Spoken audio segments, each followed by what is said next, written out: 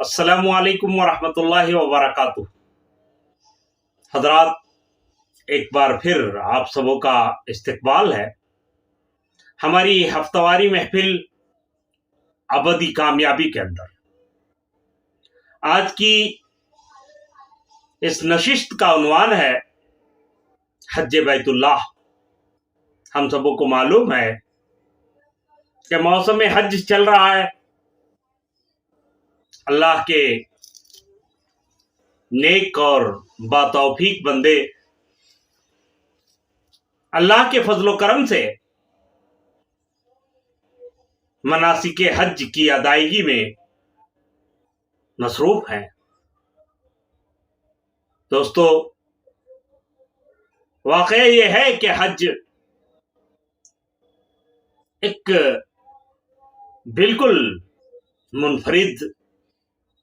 مختلف اور ممتاز عبادت ہے۔ حج کئی معنوں میں اللہ تبارک و تعالی کی دیگر عبادات سے مختلف ہے، الگ ہے۔ ارکان و واجبات کے اعتبار سے، آداب و سنن کے اعتبار سے، طریقہ ادائیگی کے اعتبار سے، مقام عبادت کے اعتبار سے اور وقت عبادت کے اعتبار سے حج دوسری عبادات سے مختلف ہے۔ اس عبادت میں عشق الہی کی جو کیف و سرمستی ہے، اللہ کی یاد میں جو فنائیت ہے، جو مجذوبیت ہے، اس کی کیفیت ہی بالکل الگ ہے، منفرد ہے۔ حج کی عبادت میں حاجی دیوانہ وار سرگرداں اللہ کی بارگاہ میں حاضر ہوتا ہے اور اللہ کی بارگاہ میں اپنی فریاد پیش کرتا ہے، اپنی محبت اللہ تبارک و تعالی کی محبت جو اس کے دل میں ہے، اس کے اظہار کا حج بہت ہی مناسب موقع ہے اور حاجی کی اللہ تبارک و تعالی کے یہاں بڑی قدر و منزلت ہے۔ اللہ تبارک و تعالی نے صاحب استطاعت اہل ایمان پر حج کو فرض قرار دیا ہے۔ قرآن کریم میں فرمایا گیا ہے، وَلِلَّهِ عَلَى النَّاسِ حِجُّ الْبَيْتِ مَنِ اسْتَطَاعَ إِلَيْهِ سَبِيلًا وَمَنْ كَفَرَ فَإِنَّ اللَّهَ غَنِيٌّ عَنِ الْعَالَمِينَ۔ اور لوگوں پر اللہ کا یہ حق ہے کہ جو اس کے گھر تک پہنچنے کی استطاعت رکھتا ہو وہ اس کا حج کرے، اور اس حکم کی پیروی سے جو لوگ انکار کریں انہیں معلوم ہونا چاہیے کہ اللہ سارے جہانوں سے بے نیاز ہے۔ اس آیت کے اندر اللہ تبارک و تعالی نے واضح طور پر فرمایا ہے کہ جو لوگ صاحب استطاعت ہیں، یعنی جو لوگ حج کے اخراجات برداشت کر سکتے ہیں، جن کے پاس اتنا مال و اسباب ہے کہ وہ حج کر سکیں، حج کے اخراجات برداشت کر سکیں، اور وہ تندرست ہوں، حج کے مناسک ادا کرنے کی قدرت رکھتے ہوں، تو ان پر اللہ تبارک و تعالی نے حج کو فرض قرار دیا ہے۔ ان کے لیے ضروری ہے کہ وہ حج کریں۔ حج جیسا کہ آپ کو معلوم ہے کہ صرف فرض ہی نہیں بلکہ اسلام کے ارکان میں سے ایک رکن ہے، اور حج اس اعتبار سے بھی دوسری عبادات سے مختلف ہے کہ عبادات میں سے کچھ ایسی ہیں جن میں انسان کو محنت و مشقت کرنی پڑتی ہے، یعنی وہ عبادات جسمانی ہوتی ہیں، بدنی ہوتی ہیں، جیسے نماز ہے، روزہ ہے، اور کچھ عبادات مالی ہیں، اس میں مال خرچ کرنا ہوتا ہے، جیسے زکوٰۃ ہے، صدقات ہیں، قربانی وغیرہ ہے۔ لیکن حج ایک ایسی عبادت ہے کہ جس میں جسمانی محنت و مشقت بھی درکار ہوتی ہے، اور ساتھ ساتھ انسان کو مال و دولت بھی خرچ کرنی پڑتی ہے۔ تو حج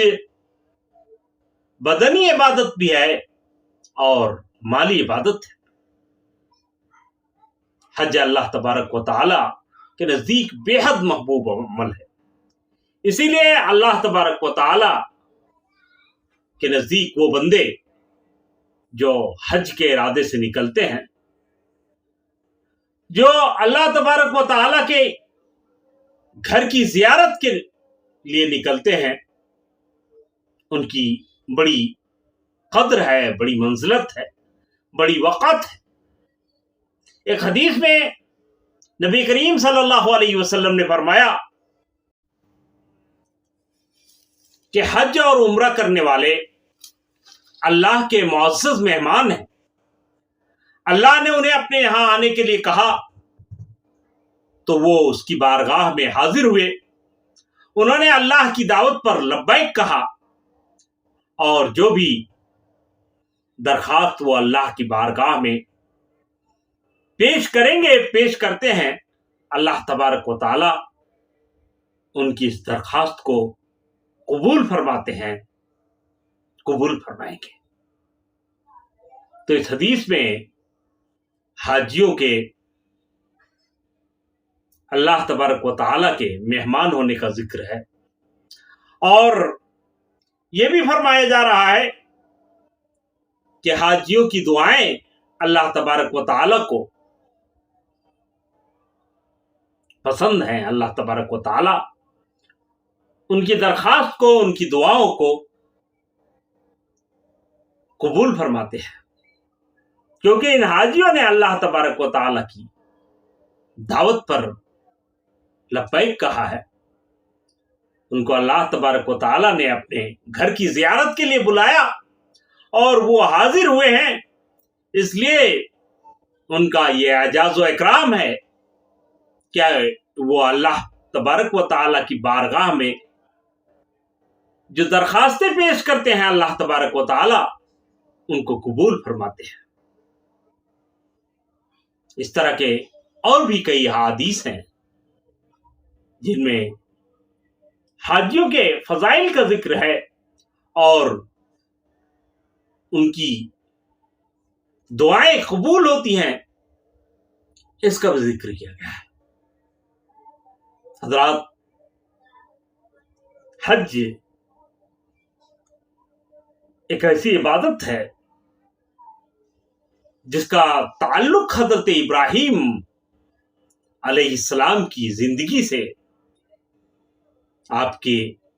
زندگی کے مشن سے بہت گہرا ہے۔ حضرت ابراہیم علیہ السلام اللہ کے انتہائی پیارے اور جلیل القدر پیغمبر تھے۔ انہوں نے اپنی پوری زندگی اللہ تبارک و تعالی کی عبادت، اللہ تبارک و تعالی کی بندگی، اللہ تبارک و تعالی کے دین کی اشاعت اور اللہ تبارک و تعالی کی دعوت توحید کو دنیا میں پھیلانے کے لیے وقف کر دیا تھا۔ اللہ تبارک و تعالی کو حضرت ابراہیم علیہ السلام کی زندگی، آپ کے کارہائے نمایاں اور دعوت کے سلسلے میں آپ کی قربانیاں بےحد پسند تھیں۔ چنانچہ اللہ تبارک و تعالی نے حضرت ابراہیم کی اس زندگی کو حج کی شکل میں یادگار کے طور پر محفوظ کیا ہے، اور حاجی حضرت ابراہیم علیہ السلام کی زندگی کے بعض تاریخی مراحل کو حج کے اندر یادگار کے طور پر دہراتا ہے، اور گویا اس بات کا اعلان کرتا ہے کہ جس طرح حضرت ابراہیم علیہ السلام نے اپنی زندگی اللہ تبارک و تعالی کے لیے وقف کر دیا تھا کہ ان کا سب کچھ اللہ کے لیے تھا، ان کی دوستی اللہ کے لیے، ان کی دشمنی اللہ کے لیے، رشتہ داریاں اللہ کے لیے، تعلقات اللہ کے لیے، بے تعلقی اللہ کے لیے، جینا اللہ کے لیے، مرنا اللہ کے لیے۔ حضرت ابراہیم کی زندگی کچھ اس طرح تھی کہ وہ اللہ کے نام سے شروع ہوتی تھی اور اللہ کے نام پر ختم۔ حاجی حضرت ابراہیم کی زندگی کے ان یادگار مراحل میں سے کچھ کو حج کے اندر دہراتا ہے، اور گویا اللہ تبارک و تعالی کے حضور عہد کرتا ہے کہ ابراہیم علیہ السلام کی طرح وہ بھی اپنی زندگی اللہ کی مرضی کے مطابق گزارنے کے لیے تیار ہے۔ وہ بھی اس جذبے کے ساتھ اللہ کے حضور حاضر ہوا ہے کہ وہ اپنی ساری زندگی اللہ کی مرضی کے مطابق گزارے گا۔ حضرت ابراہیم علیہ السلام کی زندگی کا، حضرت ابراہیم علیہ السلام کی ملت کا جو نقشہ قرآن میں کھینچا گیا ہے وہ یہ ہے کہ ان صلاتی و نسکی و محیای و مماتی للہ رب العالمین، میری عبادت، میری قربانی، میرا جینا، میرا مرنا، سب کچھ اللہ تبارک و تعالی کے لیے۔ تو حج، جیسا کہ میں نے عرض کیا، حضرت ابراہیم علیہ السلام سے، حضرت ابراہیم علیہ السلام کی زندگی سے اور آپ کے مشن سے حج کا بڑا گہرا تعلق ہے، اور حاجی عملاً حضرت ابراہیم علیہ السلام کی زندگی کے کچھ یادگار مراحل کو دوران حج دہرا کر گویا اللہ کے حضور یہ عہد کرتا ہے کہ وہ اپنا سب کچھ اللہ کے لیے وقف کرنے کو تیار ہے، حتیٰ کہ اگر ضرورت پڑے، اللہ تبارک و تعالی کی طرف سے تقاضا ہو، تو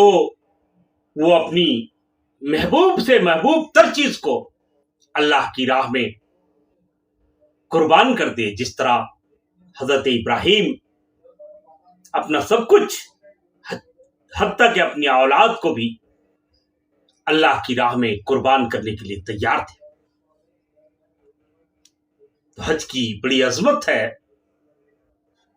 بڑی اہمیت ہے، اور حج میں